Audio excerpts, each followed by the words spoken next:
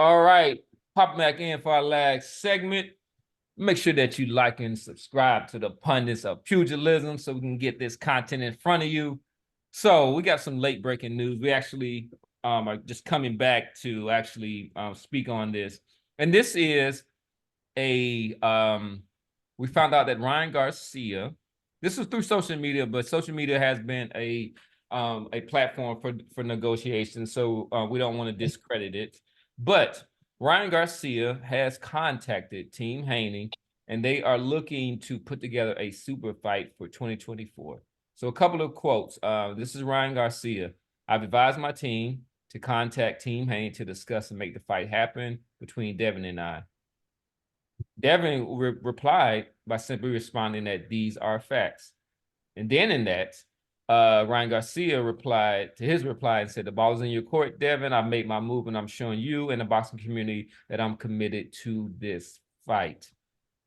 Now, there is one fighter out there that a lot of people are kind of using as far as like leverage, and that is Gervonta Tank Davis at this time, because presumably Haney was actually chasing after that fight. But then there was supposedly a $20 million offer on the table that Tank Davis did not take. But we're going to start with Boston Jared, because he has some kind of late breaking news about these negotiations between Garcia and then Tank Davis. And then we'll let Coach kind of weigh in on I'm skipping at it. I think I said Tank Davis, but the negotiation between Garcia and Haney, and then we'll let Coach Dave weigh in on the prospects of Devin Haney.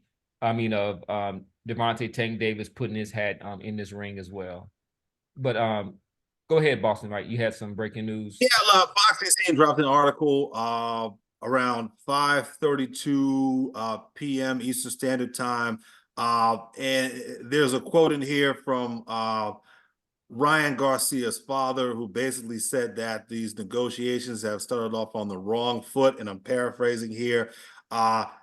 He says basically, Haney's father and trainer has not put himself in a good position to negotiate honestly because of hostile comments he has made about Ryan. And look, honestly, I don't think there's a whole lot to be made about that comment. This is just Boxing Scene trying to post stuff, in my opinion. This fight is far too lucrative of an opportunity for both of these fighters to let some shit talking or some shit Bill Haney said on a podcast get in the way of things. These negotiations will proceed, and I believe we will see a Ryan Garcia Devin Haney fight unfold here in the spring.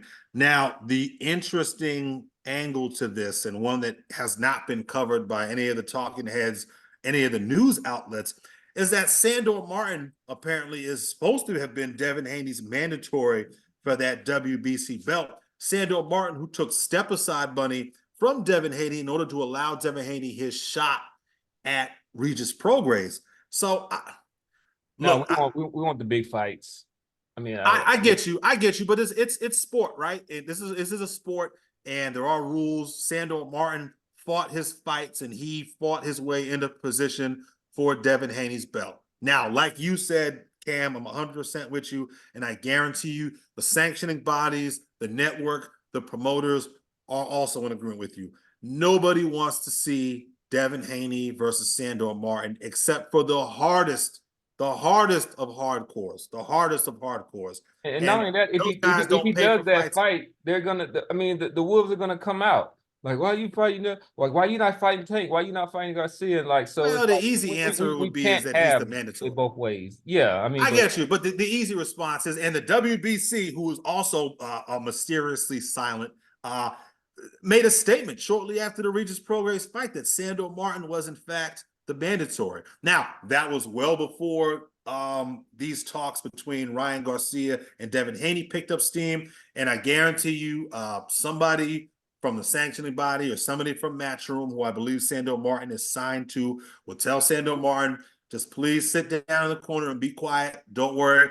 We'll take care of you, right? We'll take care of you. This is a fight that everybody wants, and I think Sandor Martin will be a good company man. He'll probably try to negotiate a position on the undercard against maybe a Jack Catterall, maybe, or maybe somebody like that would be a nice little consolation prize for Sandor Martin. I mean, obviously nothing compared to a title shot at Devin Haney being the main event. Not a bad consolation prize. Look, when it comes to this, No, go ahead. I was gonna say when it comes to this fight, look, I'm not mad at it, right? I get what the Haneys are trying to do. This is a very, very, very shrewd business decision. This is a fight, a cachet building fight What do for you mean Devin Haney. they haven't done it? What have they done? What has who done? The Haneys. What do you mean? What have they done? They've Like, entered negotiation. yeah, but Garcia was the one that contacted them. They were the one that put it out on social media. They haven't done anything. They're just Yeah, I mean, they could have rejected the offer. just off face. I mean, you act like they're doing something by like they haven't done anything, and then the Garcia's pop said they're negotiating in bad faith. I mean, I'm gonna get them credit when the credit is not what he due. said. That's Well, what not I'm what he saying said. is Let's that be clear. like Let's be clear. That's not what he said. we're talking about Garcia and Haney. We're not talking about Haney and Devontae Davis, which I do want to end by bringing Coach in. But for this one, I mean, they haven't done anything, so it's a fight. Fair enough. Nothing in black and white, right? But well, there is something in black and white. Out of all the tweets we've seen going back and forth over the last week, this is some of the most positive stuff. It's not insults. It's not calling each other liars and capping. You're capping. You're capping, and this cap and that's cap. Mm-hmm. It seems like there has been some positive, productive interaction between the two sides on social media and behind closed doors. And for boxing fans, we should be happy about that.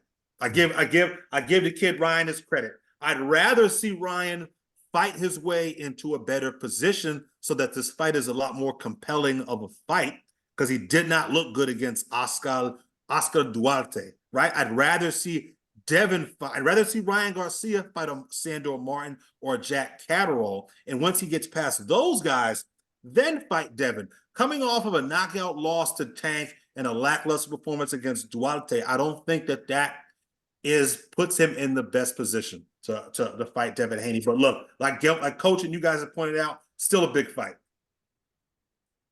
So, Coach, what are your thoughts on this? Do you think that this is a legitimate kind of olive branch as a way to extend to try to make this fight? Is it a negotiating ploy? And are you interested in this fight? Are you excited about this possibility? So very interested in the fight and the possibility. I think everything that you're seeing now going on between 140 is legitimate. I think this whole weight class is understanding the possibilities is out there. I'm thinking Devin is saying, look, if I can't get the Rolo to get that other belt, then I'm trying to get the Tank to get some money, or I'm trying to get to even Ryan Garcia. I think the opportunities is what we got to really be taking a look at. I don't know if you guys saw it on Instagram where Tank was talking some junk to Tank. I think he said something like, we already going up to 140, bro. You know, I think he had made some comment like that. So the opportunities are out there. And the same thing that we said earlier on when we first started doing this pop talk, when they was down at 135, we said that between Devin, Tank, Shakur, you know, any of those matchups will be a great and super fight. So I think that it is legitimate. And for the Haneys or whoever to come back and say, hey, yeah, this is facts, I think we need to keep our eyes on it, man. And again, I want to just concur with what Boston said. Listen, say what you want to say, but shout out to daggone Ryan Garcia, man. This kid is trying to fight anything. I don't care about his motivations or why he's trying to do it, but I think this kid is trying to fight every single body, man. And the opportunities are just out there. Just last time we did the pop talk, we was talking about, hey, look, you know, everybody got their target on Rolo. You know, everybody trying to get that daggone, get that other belt because they know he the weakest link. Out of everybody up in that, Teofimo, Matias, you know, hey, Rolo, you the weakest link. You know what I'm saying? And so, hey, Garcia's still a cash cow for any fight, man.